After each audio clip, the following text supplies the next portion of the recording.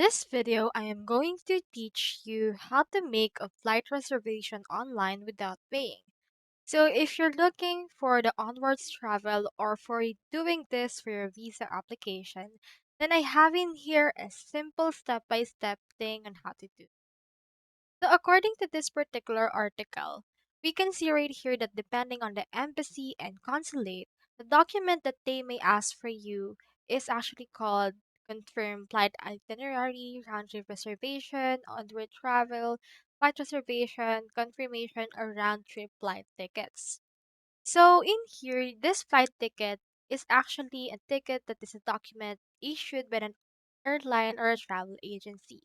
It contains the traveler's name, flight name, reservation number or booking ID, arrival and departure, airport codes, price of the flight ticket, and other details if available.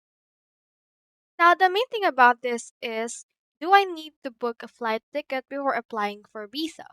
So the thing about this is no, you don't have to buy a flight ticket before you apply for visa. You can just present a flight itinerary which you can book without paying the full price of the travel ticket, and once you obtain your visa, you can purchase your real flight ticket.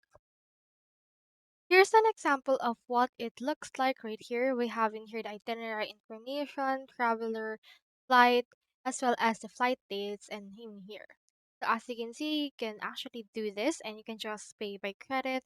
And in that way, you don't have to pay it right now. You just need to wait for around 2 weeks until the embassy approves your visa. So that's how you make a flight reservation online without paying. Hope we helped.